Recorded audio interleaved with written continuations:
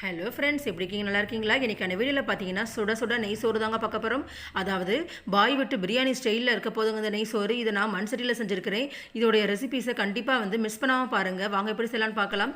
இதுக்கு நான் ஒரு கப்பு பாஸ்மதி ரைஸ் எடுத்துருக்கிறேங்க. இதை நான் ஒரு அரை மணி நேரத்துக்கு ஊற வச்சுக்க போகிறேன். நீங்கள் ஊற வச்சதுக்கப்புறம் கழுவாதீங்க. ஊற வைக்கிறதுக்கு முன்னாடி நல்லா கழுவி எடுத்துக்கோங்க, இல்லைனா உடஞ்சிரும். இப்போ நல்லா ஊறிடுச்சு, ஒரு அரை மணி நேரம் ஊறிடுச்சு. இதோட தண்ணியை நம்ம வடிகட்டிடலாம்.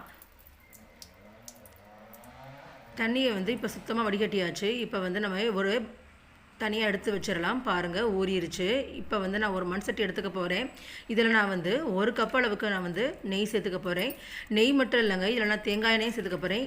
இது மாதிரி சேர்த்துக்கும் போது நெய் திகட்டாது. இப்போ நல்லா காஞ்சிருச்சு. இந்த சமயத்தில் நான் அதுக்கு தேவையான பொருட்கள் பார்த்துடலாம். பூண்டு விழுது, அப்புறம் பார்த்திங்கன்னா பட்டை, கிராம்பு, ஏலக்காய், இதுதான் தேவையான பொருட்கள். அப்புறம் இதுக்கு சின்ன வெங்காயம் எடுத்துருக்கிறேன். அப்புறம் பார்த்திங்கன்னா முந்திரி பருப்பு எடுத்துருக்கிறேன். இப்போ ஒரு எண்ணெய் காஞ்சிருச்சு. இப்போ நம்ம முந்திரி பருப்பை நல்லா வறுத்து எடுத்துக்கலாம். இதை நான் கார்னிஷுக்காக சேர்த்துக்க போகிறோம். இப்போ இதோட சேர்த்து சின்ன வெங்காயம் சேர்த்து வதக்கிக்க போகிறோம். முந்திரி வெங்காயம் இது கடைசியாக நம்ம கார்னிஷ் பண்ணுறதுக்காக இப்போ நம்ம வதக்கி எடுத்துக்க போகிறேன். இதில் நம்ம திராட்சை குறை சேர்த்துக்கலாம். இப்போ ஒரு தனி தட்டில் இப்போ வறுத்து வைத்த முந்திரி பருப்பு, சின்ன வெங்காயம் தனியாக எடுத்து வச்சிடலாம். இப்போ நம்ம எடுத்து வைத்த பூண்டு, இஞ்சி விழுது, பட்டை, கிராம்பு இதெல்லாம் சேர்த்துடலாம். இதை பச்சை வாசனை போகிற அளவுக்கு நல்லா வதக்கி எடுத்துக்கோங்க. நல்லா வதக்கி எடுத்தாச்சு. இதில் நம்ம சின்ன வெங்காயம் சேர்த்துக்கலாம். சின்ன வெங்காயம் நீங்கள் வதக்கி எடுத்துக்கலாம்.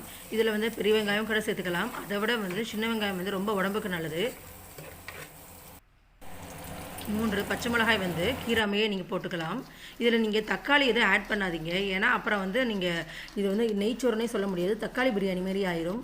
இதில் மிளகாய் கீரி போடாதீங்க. மிளகாய் அதோட வாசத்துக்கு மட்டும் தான் நம்ம மிளகாய் சேர்த்துக்கிறோம். இதில் தேவையான உப்பு சேர்த்துக்கலாம். இப்போ நம்ம ஊற வைத்த பாஸ்மதி ரைஸை சேர்த்துக்கலாம். இதை கொஞ்சம் நல்லா வறுத்து எடுத்துக்கோங்க.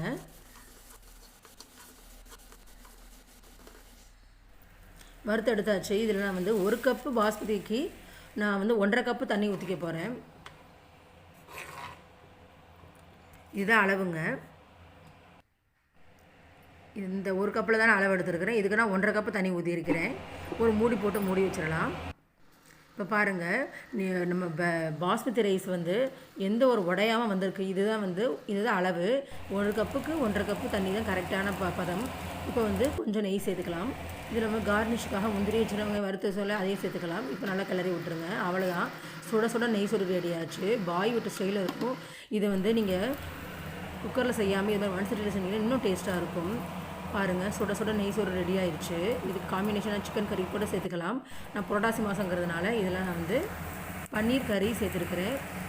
சிக்கன் தொட்டு சாப்பிடும்போது இன்னும் ரொம்ப டேஸ்ட்டாக இருக்கும். பாய் வீட்டு ஸ்டைல் கீ ரைஸ் செஞ்சுருக்கோம். நீங்களும் உங்கள் வீட்டில் செஞ்சு பாருங்கள்.